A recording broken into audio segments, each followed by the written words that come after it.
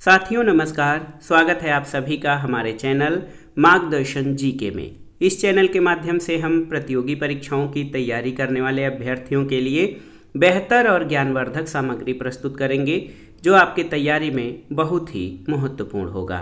इसमें हम सामान्य ज्ञान के सभी खंडों, इतिहास, भूगोल, सामान्य विज्ञान, राज्य व्यवस्था, अर्थशास्त्र और करंट अफेयर्स के महत्वपूर्ण प्रश्नों को कवर करेंगे। आज की इस वीडियो में हम प्राचीन भारत के इतिहास के 50 महत्वपूर्ण प्रश्नों को कवर करेंगे। तो आइए शुरू करते हैं आज का वीडियो। पहला प्रश्न सिंधु घाटी सभ्यता से है कि सिंधु घाटी सभ्यता का प्रमुख नगर कौन सा था?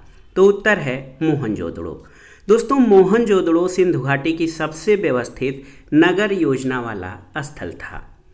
अगला प्रश्न है सिंधु सभ्यता में कौन सी लिपि थी? तो उत्तर है चित्रलिपि या भाव चित्रात्मक लिपि, और ये अभी तक अपठनीय है, जो दाएं से बाएं ओर को लिखी जाती थी। अगला प्रश्न है हड़प्पा सभ्यता में हल के साक्ष्य कहाँ से प्राप्त हुए हैं? तो उत्तर है कालीबंगा से। कालीबंगा राजस्थान में है और यहाँ से हल के जुताई के साक्ष्य प्राप्त हुए हैं। एक और महत्वपूर्ण प्रश्न है कि सिंधु सभ्यता में ग्रेट बाथ या महान स्नानागार कहाँ पाया गया है? तो ये मोहनजोदड़ो से प्राप्त हुआ है। ये एक सार्वजनिक स्नानागार था जो संभवतः धार्मिक उद्देश्य से प्रयोग होता था। अगले प्रश्न पर चलते हैं। इसमें पूछा गया है कि हड़प्पा सभ्यता का सबसे दक्षिणी स्थल कौन सा था? तो ये है दाइमाबाद, जो कि महाराष्ट्र राज्य में स्थित है। ये हड़प्पा सभ्यता का सबसे दक्षिणी स्थल माना जाता है। अगला प्रश्न है कि ऋग्वेद में कुल कितने सूक्त हैं? तो आप जानते हैं कि ऋग्वेद सबसे प्राचीन वेद है। इसमें कुल 1028 सूक्त हैं और ये वेद 10 मंडलों में विभाजित है। अगला प्रश्न है कि वैदिक सभ्यता की सबसे प्रमुख और पवित्र नदी कौन सी थी? तो उत्तर है सरस्वती। ऋग्वेद में सरस्वती को नदियों में सबसे उत्तम और पवित्र नदी बताया गया है। अगला है कि गायत्री मंत्र किस वेद में है? तो गायत्री मंत्र ये ऋग्वेद में है और ये सविता देव को समर्पित मंत्र है। अगले प्रश्न पर आते हैं। बहुत ही महत्वपूर्ण है कि ऋग्वेद में सबसे अधिक सूक्त किस देवता के लिए हैं? तो उत्तर है इंद्र के लिए। इंद्र वर्षा और युद्ध के देवता माने जाते थे और ऋग्वेद में सर्वाधिक सूक्त या स्तुति इन्हीं के जो है उपासना में कही गई है। अगला प्रश्न है सामवेद का मुख्य विषय क्या है? तो सामवेद का मुख्य विषय संगीत है और यज्ञों में गायन के लिए इसका प्रयोग होता था। सामवेद को भारतीय संगीत का जनक भी कहा जाता है। अगला प्रश्न महाजनपद और बौद्ध धर्म से है कि प्राचीन भारत में कुल कितने महाजनपद थे? तो याद रखिएगा, प्राचीन भारत में कुल 16 महाजनपद थे, जिसमें अंग, मगध, कौशल, अवंती, वैशाली, लिच्छवी आदि प्रमुख थे। अगला है कि बौद्ध धर्म के संस्थापक कौन थे? तो गौतम बुद्ध को बौद्ध धर्म का संस्थापक माना जाता है। इनका जन्म लुम्बिनी, अब जो कि नेपाल में है, वहाँ पर हुआ था। बढ़ते हैं अगले प्रश्न की ओर। बुद्ध ने अपना पहला उपदेश कहाँ दिया था? तो भगवान बुद्ध ने अपना पहला उपदेश सारनाथ, वाराणसी में दिया था और इस पहले उपदेश को बौद्ध ग्रंथों में धर्म चक्र प्रवर्तन कहा गया है। एक और महत्वपूर्ण प्रश्न है कि त्रिपिटक किस धर्म से संबंधित है? तो त्रिपिटक बौद्ध धर्म से संबंधित है और ये पाली भाषा में लिखे गए हैं। प्रश्न संख्या 15 है कि गौतम बुद्ध का महापरिनिर्वाण कहाँ पर हुआ था? तो गौतम बुद्ध का महापरिनिर्वाण कुशीनगर में हुआ था, जो कि उत्तर प्रदेश में स्थित है। जैन धर्म से संबंधित प्रश्नों को देखते हैं। जैन धर्म के 24वें तीर्थंकर कौन थे? तो भगवान महावीर या महावीर स्वामी को जैन धर्म का 24वां तीर्थंकर माना जाता है। इनका जन्म वैशाली के पास हुआ था। जैन धर्म का मूल सिद्धांत क्या है? तो याद रखिएगा, अहिंसा। किसी भी रूप में अहिंसा को जैन धर्म का मूल सिद्धांत माना गया है और ये प्रत्येक जीव के प्रति करुणा और अहिंसा पर आधारित है। अगले प्रश्न पर आते हैं। महत्वपूर्ण प्रश्न है कि जैन धर्म की प्रमुख पुस्तक कौन सी है? तो ये है कल्पसूत्र और इसमें महावीर स्वामी के जीवन की जानकारी है। प्राचीन भारत में मौर्य वंश बहुत ही महत्वपूर्ण है। इसमें पूछा गया है कि मौर्य वंश की वास्तविक स्थापना किसके द्वारा की गई, तो चंद्रगुप्त मौर्य के द्वारा। और 321 ईसा पूर्व में मगध में मौर्य वंश की स्थापना की गई थी। अगला प्रश्न है, चंद्रगुप्त मौर्य के गुरु कौन थे, तो चाणक्य या कौटिल्य। इनको जो है कूटनीति का महान आचार्य माना जाता है। इन्होंने अर्थशास्त्र और नीति शास्त्र नामक पुस्तकों की रचना की थी और चंद्रगुप्त मौर्य को उसके राज्य की स्थापना में इन्होंने महत्वपूर्ण सहयोग और मार्गदर्शन प्रदान किया था। अगला प्रश्न है, अशोक के काल में किस युद्ध के बाद उसने बौद्ध धर्म को अपना लिया, तो ये था कलिंग युद्ध। और इस युद्ध में व्यापक नरसंहार और जान माल को देखते हुए अशोक ने बौद्ध धर्म यानी अहिंसा का मार्ग अपना लिया था। अगला प्रश्न है, अशोक के शिलालेख किस लिपि में हैं, तो ये ब्राह्मी लिपि में हैं और इसके कुछ शिलालेख खरोष्टी और यूनानी लिपि में भी हैं।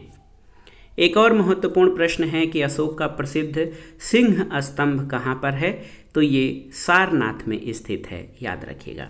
अशोक का प्रसिद्ध सिंह स्तंभ सारनाथ में है और ये भारत का राष्ट्रीय प्रतीक है। गुप्त वंश का संस्थापक कौन था, तो श्री गुप्त को गुप्त वंश का संस्थापक कहा जाता है और गुप्त काल भारत का स्वर्ण काल या स्वर्ण युग माना जाता है। अगला है, चंद्रगुप्त प्रथम ने किस उपाधि का प्रयोग किया था, तो चंद्रगुप्त प्रथम ने महाराजाधिराज का उपाधि ग्रहण किया था और उन्होंने लिच्छवी कन्या से विवाह किया था। अगला प्रश्न है, कालिदास किस राजा के या किस वंश के दरबारी थे, तो ये चंद्रगुप्त विक्रमादित्य के दरबारी थे और संस्कृत के प्रसिद्ध कवि और नाटककार के रूप में कालिदास की ख्याति है। अगला प्रश्न है, गुप्त काल में कौन सी लिपि प्रचलित थी, तो ब्राह्मी लिपि और सिक्कों और शिलालेखों पर भी इसका प्रयोग किया गया है। आर्यभट्ट किस क्षेत्र में प्रसिद्ध थे, तो याद रखिएगा आर्यभट्ट की ख्याति गणित और खगोल में है। इन्होंने शून्य का आविष्कार किया या शून्य की खोज की और इनका प्रमुख ग्रंथ आर्यभट्टियम है।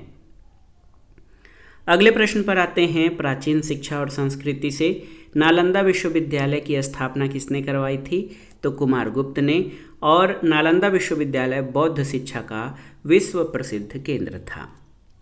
महावीर और बुद्ध दोनों का संबंध किस क्षेत्र से था, तो महावीर और बुद्ध दोनों ही बिहार से संबंधित थे और ये क्षेत्र जैन और बौद्ध धर्म के महत्वपूर्ण केंद्रों में शामिल था। अगले प्रश्न पर आते हैं कि चरक किस विषय के विशेषज्ञ थे, तो ये आयुर्वेद शास्त्र के और चरक की प्रसिद्ध रचना चरक संहिता है। अगला प्रश्न है, पाणिनि किसके लिए प्रसिद्ध हैं, तो ये व्याकरणाचार्य हैं। इनकी रचना अष्टाध्यायी है जो कि संस्कृत व्याकरण का महत्वपूर्ण ग्रंथ है। अगला प्रश्न है, देखिए प्राचीन भारत में गुरुकुल का क्या महत्व था, तो प्राचीन भारत में गुरुकुल शिक्षा के प्रमुख केंद्र थे और यहाँ पर जो बालक होते थे या विद्यार्थी होते थे वो शिक्षक के आश्रम में निवास करके अध्ययन करते थे। सप्त सिंधु किसे कहते हैं, तो 7 नदियों के समूह को सप्त सिंधु क्षेत्र कहा जाता था। इसमें सिंधु, सरस्वती आदि नदियाँ शामिल थीं। अगले प्रश्न पर आते हैं कि प्राचीन भारत में सबसे पहले धातु का प्रयोग कब हुआ था, तो कांस्य युग में। और सिंधु सभ्यता में तांबे और कांसे के उपकरणों का प्रयोग हुआ था। सिंधु सभ्यता को या हड़प्पा सभ्यता को कांस्य युगीन सभ्यता भी कहा जाता है।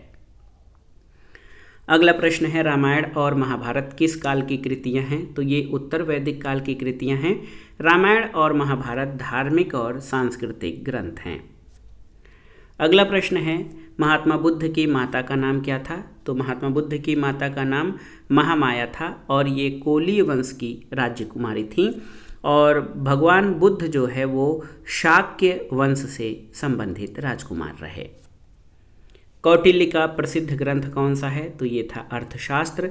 अर्थशास्त्र राज्य संचालन, राजनीति और कूटनीति पर आधारित महत्वपूर्ण ग्रंथ है। अगला है नेक्स्ट क्वेश्चन कि प्राचीन भारत में किस धातु का सर्वप्रथम प्रयोग किया गया था, तो भारत में सबसे पहले तांबा धातु का प्रयोग किया गया था। नवपाषाण काल के बाद ताम्र युग आया था। अगला प्रश्न है दोस्तों, देखिए प्राचीन भारत में किस धातु का प्रयोग सबसे पहले किया गया था? ये तो तांबा का है। और तक्षशिला विश्वविद्यालय किस क्षेत्र में था? तो ये आधुनिक पाकिस्तान में स्थित है। ये शिक्षा के प्राचीन केंद्रों में अपनी ख्याति रखता था। अगला प्रश्न है, देखिए, महाजनपद काल में गणराज्य किसे कहा गया? आपको बताना है। तो जहाँ राजा के स्थान पर शासन करने वाली सभा होती थी उसे गणराज्य कहा जाता था। वैशाली और मल्ल गणराज्य के प्रमुख उदाहरण हैं। यहाँ पर जो राजा होता था वो केवल एक व्यक्ति नहीं होता था, बल्कि राजा या शासन करने के लिए व्यक्तियों की सभा होती थी। अगला है, प्राचीन भारत की सबसे प्राचीन सभ्यता कौन सी थी? तो सिंधु घाटी सभ्यता, जिसको हड़प्पा सभ्यता के नाम से भी जाना जाता है, ये प्राचीन भारत की सबसे महत्वपूर्ण सभ्यता या प्राचीन सभ्यता थी। अजातशत्रु किस वंश का शासक था? तो अजातशत्रु हर्यक वंश का शासक था। विक्रमशिला विश्वविद्यालय किसने बनवाया? ये आपका अगला प्रश्न है। तो विक्रमशिला विश्वविद्यालय की स्थापना पाल वंश के शासक धर्मपाल के द्वारा कराया गया था। अगला प्रश्न है, सुदर्शन झील का निर्माण किसने कराया? आपको बताना है। तो उत्तर है, सुदर्शन झील का निर्माण चंद्रगुप्त मौर्य के आदेश पर उनके राजकुमार पुष्यगुप्त वैश्य ने करवाया था। अगला प्रश्न है, सांची में स्थित बौद्ध स्तूप किसने बनवाया? तो ये सम्राट अशोक के द्वारा बनवाया गया था। अगले प्रश्न पर आते हैं, महाभारत को किस अन्य नाम से जाना जाता है? तो महाभारत को जय संहिता के अन्य नाम से जाना जाता है। हर्षवर्धन की राजधानी क्या थी? तो हर्षवर्धन की राजधानी कान्यकुब्ज या कन्नौज थी। अगले प्रश्न पर आते हैं, हर्षचरित के लेखक कौन थे? तो हर्षचरित के लेखक बाणभट्ट थे, जो कि हर्षवर्धन के समय काल में उनके दरबार में रहते थे। प्राचीन भारत के महत्वपूर्ण प्रश्नों का आखिरी प्रश्न है कि विक्रमादित्य की उपाधि किसने धारण की? तो चंद्रगुप्त द्वितीय ने विक्रमादित्य की उपाधि धारण की थी। तो ये था आज का वीडियो। इसमें हमने प्राचीन भारत के 50 महत्वपूर्ण प्रश्नों को कवर किया है।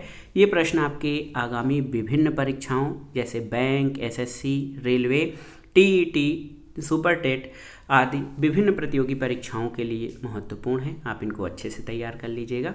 वीडियो आपको कैसा लगा हमें कमेंट बॉक्स में ज़रूर बताइएगा। वीडियो को लाइक करें, शेयर करें और इस चैनल मार्गदर्शन फॉर सिविल सर्विसेज को सब्सक्राइब करें। वीडियो देखने के लिए धन्यवाद। नमस्कार।